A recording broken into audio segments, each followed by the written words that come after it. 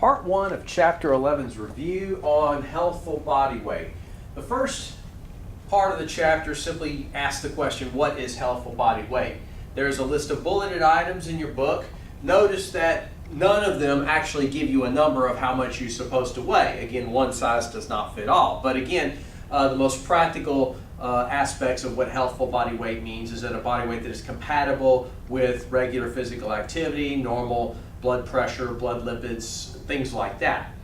Assessments, or how does one evaluate body weight? Now obviously weight on a scale tells you nothing more than how much the Earth's gravity is pulling you toward it.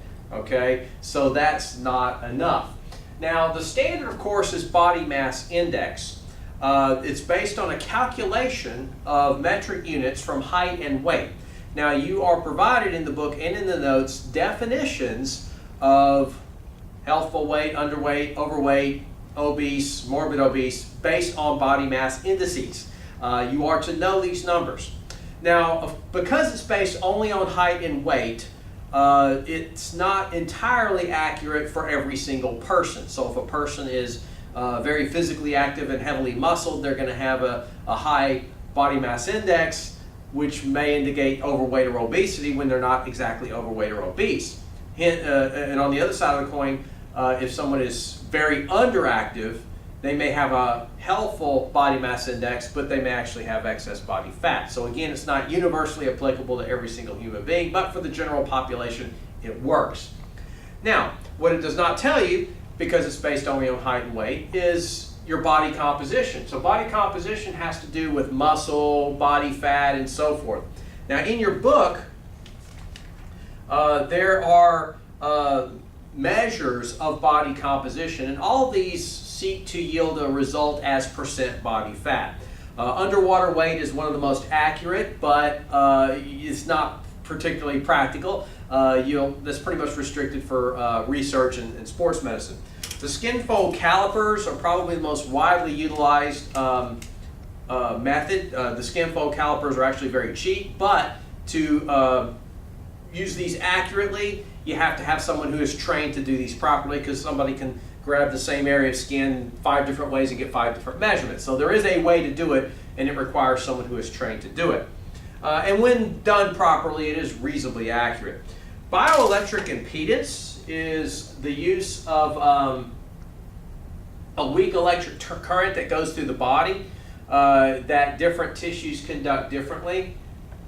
And the accuracy will vary based on the design of the machine. Now one like this you would hold with your hands, but it only measure the amount of current going from point A to point B. The better ones are going to have electrodes. So this one's going to get you in the ballpark, but not terribly accurate.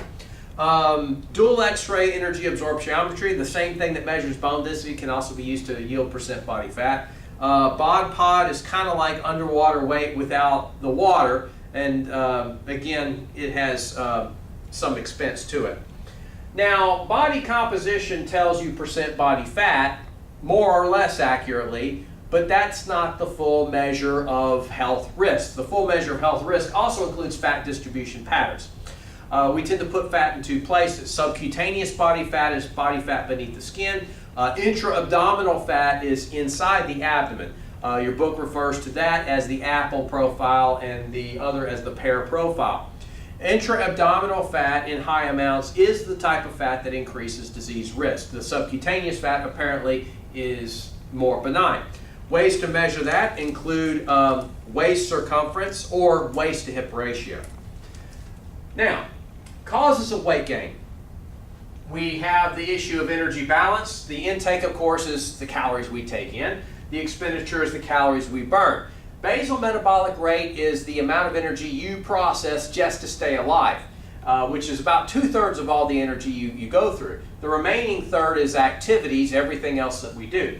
Now, basal metabolic rate, or basal metabolism, can vary from person to person. It also varies with age, and it varies with body composition. People with a leaner body composition will have a higher basal metabolic rate because muscle is more metabolically active even at rest. There are a few things listed in your notes concerning genetic factors, and just read over those. diet composition, the idea that excess calories can be stored as body fat regardless of the calorie source is more or less true, but it's easier to store fat as fat because it's already fat versus carbohydrates, which would first go to, say, glycogen, or proteins, which would first go for body structure and function. Achieving healthful body weight. There are basic strategies in your notes. Portion control is mentioned. Reasonable goals are mentioned. Regular and appropriate physical activity is mentioned. Of course, a big no-no are fad diets. Fad diets may achieve weight loss that is rapid, but it is not healthy weight loss, and it is not long-term weight loss. Now,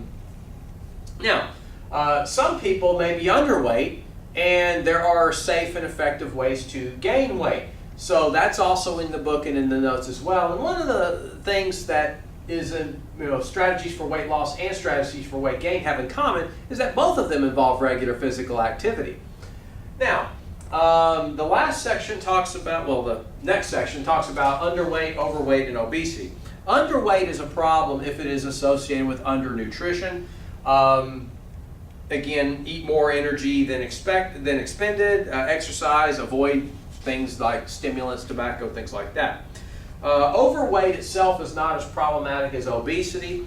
Morbid obesity and obesity are associated with higher disease risk. There are treatments for obesity, including diet, exercise, prescription medications, and there are even sometimes when the weight is particularly dangerous, certain surgeries are indicated to reduce the size of the stomach. There is a section in your book on liposuction. That's considered a cosmetic procedure, not so much a healthy weight loss procedure. And that concludes part one of Chapter 11's review.